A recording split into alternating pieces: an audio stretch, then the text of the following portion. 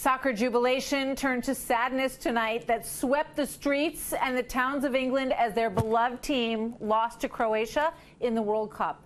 It was a mood that is everywhere tonight, and it is a mood that has been felt in Parliament quite a bit lately as British Prime Minister Theresa May battles to save her version of how she sees the Brexit process, the brash British departure from the EU that was steeped in independence and taking back the country. But now she is patching holes in her cabinet as ministers jump ship.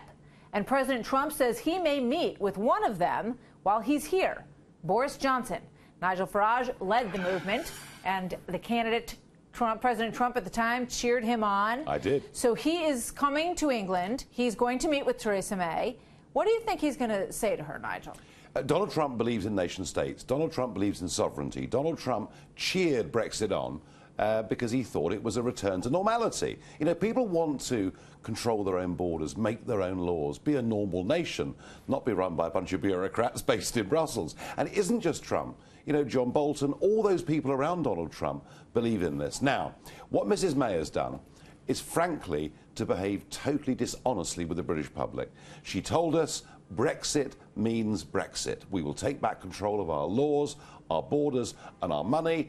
And the compromise that she put forward at Chequers last week, the PM's country home, frankly, was a betrayal of those things. Middle England is in uproar over this. I've never seen, you know, just middle-class Conservative people angrier than they are right now with the Prime Minister.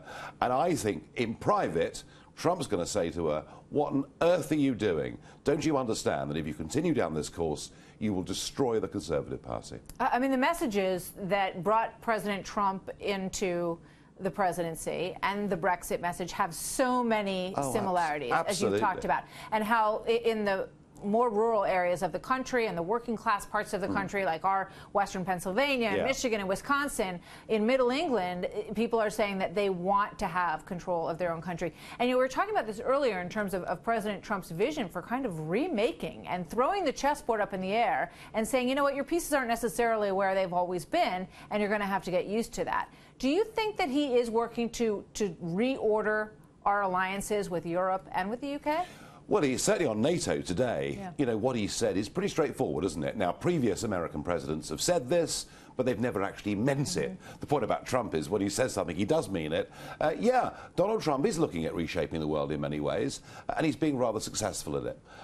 I think this visit could turn out for Mrs. May to be very embarrassing indeed, because one of the worst things she's done, she's made a trade deal between the US and the UK now virtually impossible. So her Brexit deal affects not just our democracy, but some American interests as well. It's going to be a very interesting couple of days. So the president spoke to Boris Johnson, and he may meet with him when he's here. Here's the message that he put out there as he left the White House. Watch this. Boris Johnson's a friend of mine. He's been very, very nice to me, very supportive.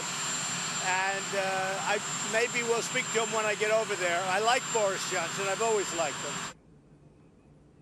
He said, I like Boris. I've always liked him. Maybe I'll speak to him when I get over there. Do you think they will meet while he's here? Well, Boris has not always been supportive of Donald Trump. And during the campaign, he did not support Trump. But he has tried to mend fences with the president.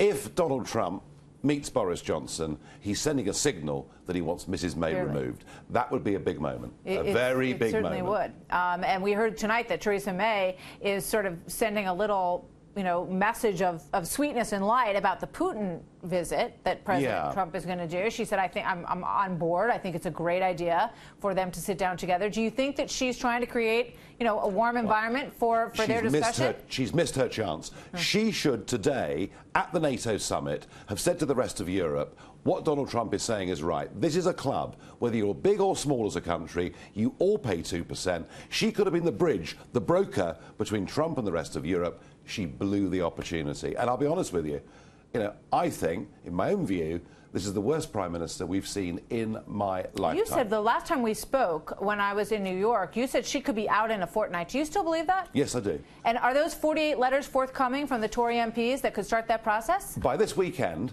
we'll see some fresh opinion polls showing where her rating and the party's rating is with the public. If what I'm picking up from Middle England, their sense of betrayal of what she's doing with Brexit. You know, if I've got this right, they would have slumped in the polls for the weekend. And I think next week those letters will go in. But she doesn't seem to be feeling that. She seems to feel confident that she's going to be able to hang on. Well, she thinks she can hang on, but believe me, if she hangs on, not only does Brexit get sold down the river in its true form, but the chances of socialist Corbyn becoming the next Prime Minister get greater. I think, frankly, the Conservative Party have got to come to their senses. In terms of Conservative leadership, who would take over that role? Who do you think? Well, the man that really wants it. How about you? Well, what I've said is, if they continue to mess up Brexit, I will get myself back in the front lines of British politics. And I hope that threat alone is enough to make them, because they don't like me very much, because I forced this whole Brexit thing upon them. It's made their lives very tough. I think in terms of the Conservative Party now, Boris clearly wants the job, and that's why if Trump meets him when he's here, it'll be a big thing. Fascinating. It really is. And the implications for the United States are so integral to all of this. And when you talk about the possibility of Theresa May standing up like that and sticking up for what the United States is saying, that would be a special relationship. She had the chance to do it today, and she didn't do it. Fascinating point. Nigel, thank you. Good to see you tonight.